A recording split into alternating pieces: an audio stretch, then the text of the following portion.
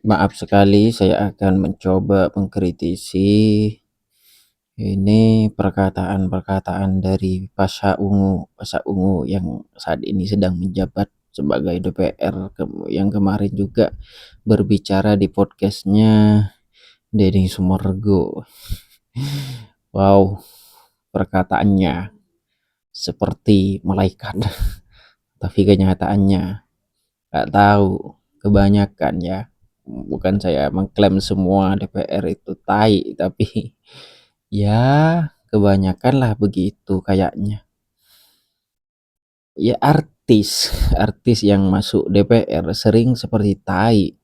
Ya memang begitu pandangan masyarakat.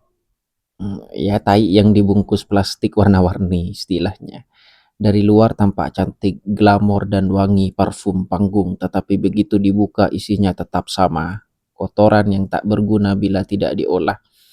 Jadi popularitas mereka hanya kosmetik, sementara isi kepalanya sering kosong untuk legislasi. Ya, tai adalah produk tubuh, artis adalah produk industri hiburan. Keduanya sama-sama lahir dari proses konsumsi. Bedanya, tai jujur menunjukkan dirinya sebagai limbah. Sementara artis yang jadi DPR berusaha menipu publik dengan ilusi kompetensi. Rakyat akhirnya dicekoki kotoran glamor yang dibungkus panggung politik. Ya, saat artis duduk di kursi DPR, yang dijual bukan gagasan tapi popularitas. Sama seperti tai yang keluar bukan untuk menyuburkan, melainkan sekedar pembuangan saja. Apa jadinya kalau pembuangan dipaksa jadi pupuk? Hasilnya tidak optimal, hanya menghasilkan bau busuk. Busuknya kebijakan. Jadi DPR membutuhkan orang dengan kemampuan merumuskan undang-undang, tetapi artis yang biasa membaca skrip sinetron kini membaca naskah legislasi. Perbedaannya, ya, skip sinetron tidak menentukan nasib bangsa, sementara undang-undang menentukan hidup jutaan orang. Akhirnya politik berubah jadi drama murahan, bau seperti tai yang tidak diolah.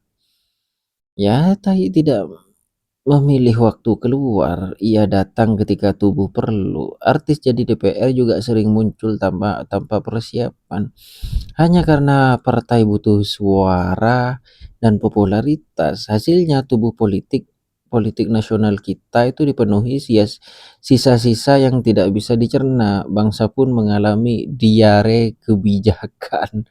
Cet- yang diare kebijakan yang mencret-mencret kemana-mana. Banyak artis di DPR hanya jadi pajangan, sama seperti tai di museum aneh. Ya, dilihat banyak orang tapi tidak ada gunanya. Kehadiran mereka lebih untuk menaikkan citra partai ketimbang memperjuangkan kepentingan rakyat. Itu yang sangat tampak. Ya, joget-joget karena kenaikan tunjangan, kenaikan gaji dan semacamnya. Ya, kebanyakan dari artis. Ya, ada pesulap misalkan Uya Kuyas dan semacamnya. Cuman hipnotis. Aduh. Ya, jadinya seperti kotoran yang dipoles cat emas, tetap busuk di dalamnya. Ya, tai bisa jadi pupuk bila melalui fermentasi. Artis DPR pun mungkin berguna bila benar-benar belajar, ya, mendalami dan memahami fungsi legislasi. Tapi masalahnya sebagian besar lebih sibuk menjaga citra, tampil di media, dan membangun panggung politik pribadi. Mereka tidak pernah melalui fermentasi intelektual. Itu yang parah. Ada artis yang berpikir masuk DPR adalah perpanjangan karir panggung. Keperpanjangan karir panggung saja. Mereka membawa gaya selebritas, senyum kamera, gaya busana, dan drama personal. Ya, sayangnya di DPR tidak butuh acting, tapi butuh isi kepala.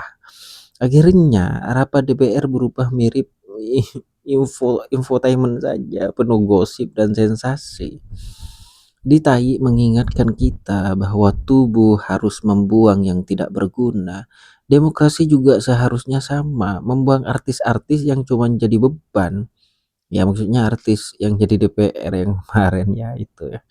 Tapi rakyat sering salah menilai, memilih wajah cantik dan suara merdu ketimbang gagasan. Akibatnya terbuang di toilet politik. Ya, toilet politik, politik penuh dengan kotoran glamor. Kesimpulannya, artis di DPR adalah paradoks. Mereka tampil indah di panggung tapi sering kosong di ruang sidang. Sama seperti Tai, tidak ada yang mau mengakuinya sebagian penting. Tetapi keberadaannya nyata dan baunya busuk dan merusak. Bedanya Tai bisa menyuburkan tanah, sedangkan artis DPR sering hanya menyuburkan egonya sendiri.